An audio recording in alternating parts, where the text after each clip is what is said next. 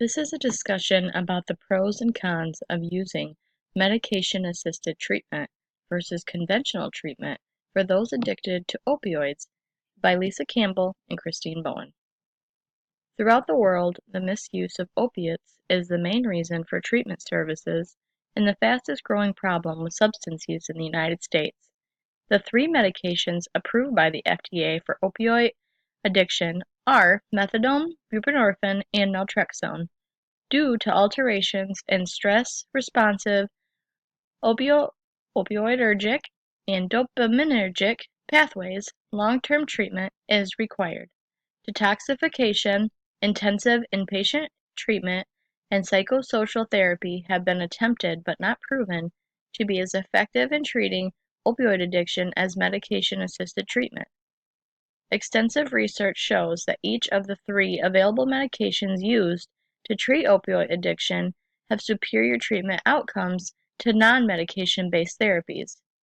Methadone is an opioid agonist, buprenorphine is a partial opioid agonist, and naltrexone is an opioid antagonist. The injectable form of naltrexone is effective more than the oral form. The stress-responsive alterations due to opioid addiction can be corrected with the use of medication-assisted treatments, or MAT. The withdrawal symptoms of opioid addiction can drive someone to want to continue using. With methadone, major components of both the positive and negative reinforcing effects of short-acting opiates were reduced and craving subsided, thus allowing the addict to concentrate on non-drug related activities. Studies of methadone and Suboxone prove high efficacy rates. There are little to no effects on the body, and usually there is a weaning system to stop drug abuse. If someone stops using heroin, then there is less risk of diseases like HIV and hepatitis, which are contracted from using dirty needles.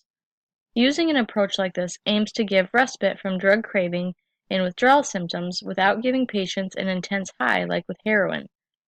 Looking at the neurobiological aspects to this treatment, Suboxone is an alternative method to abusing opioids. This medication blocks the effects of opioids, the cravings, and withdrawal symptoms. Buprenorphine is not as widely studied as methadone, but the safety of using it has shown it to be just as safe as a placebo. Before 2012, the Hazelden Betty Ford Clinic was against MAT, but now utilizes it in their recovery program. The biggest public health organizations, including the Center for Disease Control and Prevention, the National Institute on Drug Abuse, and the World Health Organization, all acknowledge medication-assisted treatment's medical value, and experts often describe it as the gold standard for opioid addiction care. Methadone has been proven to be effective in reducing the use of heroin, sustaining long periods of self-restraint, increase in the drug treatment, and reducing the risk of deaths caused by overdose. It consists in the replacement of the illegal drug, which has a 2 to 3 hour half-life, with the prescribed opioid, which has a longer half-life and a good U receptor activity. The role of buprenorphine in the treatment of opioid addiction is not simply replacement of an illicitly used opioid for a medically supervised opiate, but rather as a medication that corrects many of the neurobiological processes contributing to relapse. There are always risks with medications, but this controlled substance is heavily monitored. The effectiveness and benefits the medication gives patients supersedes the risks, and many studies have been done to prove this. One study's sole purpose was to provide a preliminary assessment of the safety, tolerability, symptom control, and acceptability of buprenorphine naloxone buccal films, or BBN, for the maintenance treatment of opioid dependence in patients converted from buprenorphine naloxone sublingual tablets or film, SLBN for short, as well as to determine the conversion ratio for switching patients from the SLBN to BBN. The oral form of buprenorphine is not as effective as the sublingual form. There are developments being made in a subdermal implant that would last for 6 months. One example of maintenance therapy is methadone for opioid addiction. With methadone, there is a potential for abuse, and a person can become addicted to it. Some people may not be able to keep up with the program because they have to go to a clinic every day if they are outpatient and receive drug testing. The risk for relapse is high with opioids, and the methadone maintenance program can last longer than a year. There are also some side effects that go along with taking methadone, which include constipation, sexual dysfunction, nausea, frequent urination, and as mentioned above, addiction. People continue to use the opioids due to the negative reinforcement of withdrawal symptoms. To prevent the chance of death with the injectable form of buprenorphine, naloxone can be added at a 4-to-1 ratio. The naloxone helps by reducing deadly respiratory depression. The medication should be started under supervision and not stopped abruptly. If the effectiveness ceiling of buprenorphine is reached, the person may need to switch to methadone. Some critics state it is substituting one addictive drug for another. 12-step programs are standard for addiction. Some positive aspects of 12-step groups are to maintain abstinence, have support, and enhance spiritual and moral values. Cognitive behavioral therapy and contingency management have been effective forms of therapy as well. Those who have used psychosocial treatment only have had poor outcomes in recovery. In follow-up studies, it was found that 80% of those who received intense residential treatment went back to using the opioids within 2 years. There was also found to be greater mortality in psychosocial therapy versus methadone maintenance. Inpatient treatment can be expensive, and unless the person is highly motivated or financially stable, they will not go. And according to Solovitz, 2016, there are more deaths related to abstinence-only programs and maintenance medication programs, cuts death rates by 70%. In the 1960s, in the United States, methadone maintenance was implemented and was helpful in restoring people who were addicted to opioids to be more self-supporting and better functioning. The maintenance therapy was successful due to additions of comprehensive treatments like psychiatric evaluations and support like help with job placement, housing, and education. When the methadone programs were expanded, the comprehensive programs dwindled and the success in the program was diminished. There is an increasing need for effective treatments due to the concerning trends in North America of overdose deaths and non-medical use of prescription opioids.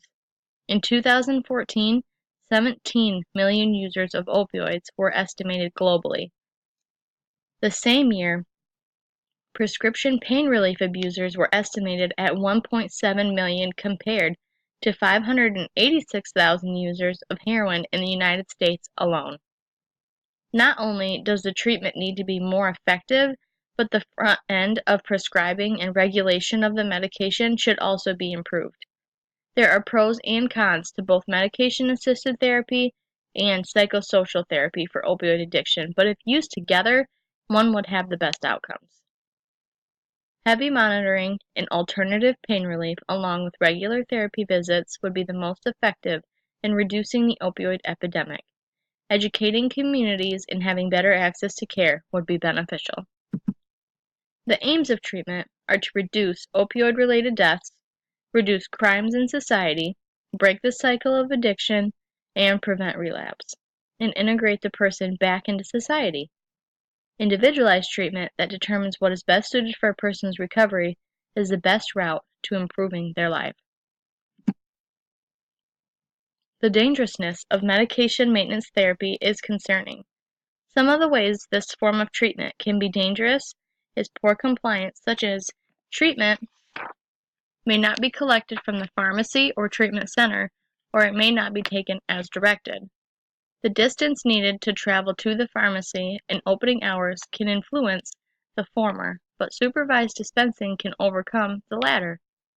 If the maintenance medication is dispensed more than once a day, or if the person experiences adverse effects, they may not want to comply with the program.